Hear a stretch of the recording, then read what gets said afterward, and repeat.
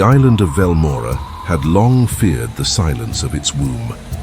No child had cried there for 30 years, but on a storm-tossed night under a full blood-colored moon, 2 children were born in separate homes, a girl with skin like moonlight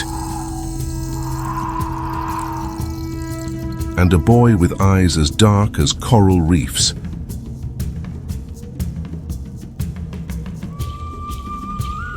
The villagers cheered, calling them the Moon Children, believing they would bring blessings to the island. But not all rejoiced.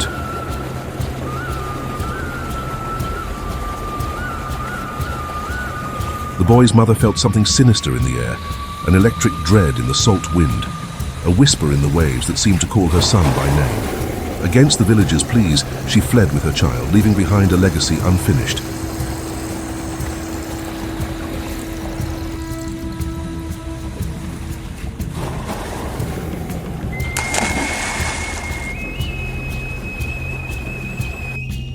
Years passed.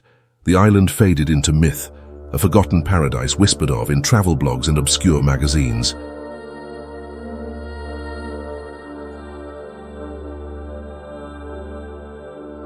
Until Frederick and his new bride Eva, craving isolation and beauty, booked a trip to an untouched island, Velmora.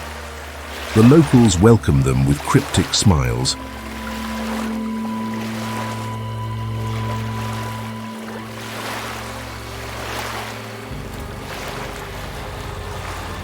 Nights were filled with intoxicating stars, but the days brought strange signs. Red algae foaming on the shore, octopus ink streaking the rocks, and villagers leaving offerings near the sea.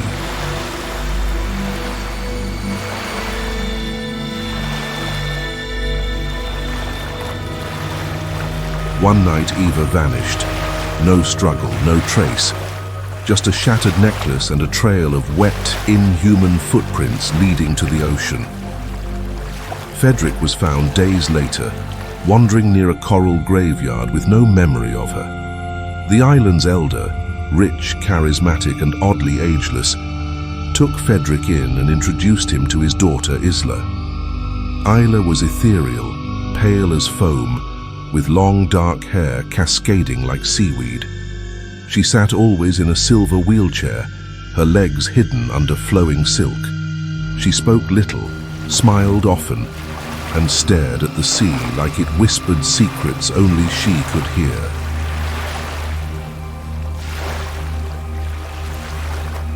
Frederick found himself enchanted, drawn to her mystery. She knew things about him, his dreams, his fears, even how he took his coffee. The connection was magnetic. They fell in love quickly, too quickly.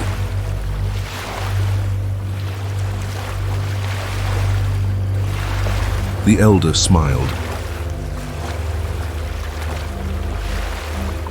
But something wasn't right. Her room smelled faintly of brine. He once saw her floating inches above the floor when she slept.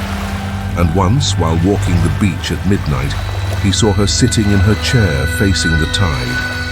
Yet her reflection in the water was that of a towering creature with writhing limbs. On their wedding day, Isla wore a dress of glimmering scales. As they exchanged vows on the beach, the ocean boiled behind them. Then the sky darkened. The elder, now transformed into a regal being crowned in coral and pearls, revealed the truth. Isla was his daughter, half human, half octopus. She was born to rule the depths, to protect Velmora and Frederick. Frederick was the boy born under the same moon. He had returned as fate commanded. The memory surged back. Eva's scream, her body pulled below by massive tentacles. It was Isla, or her kin. It didn't matter now. Frederick ran. He found a boat, tried to flee, but the sea rose with fury. A wave the size of a cathedral crashed upon him, dragging him into the deep.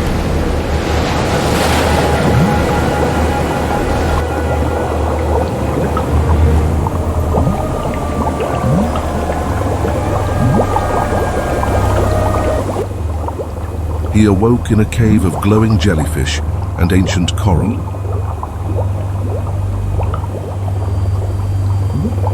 Isla sat beside him, her legs now fully revealed, long, sinuous tentacles curling like shadowed vines. She touched his face. You are the sea. You just forgot. He screamed, fought, cried, and slowly he stopped.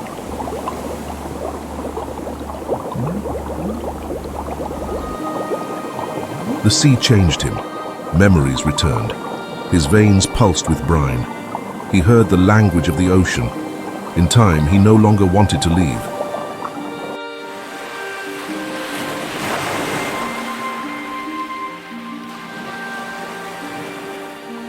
Velmora is still marked on no maps.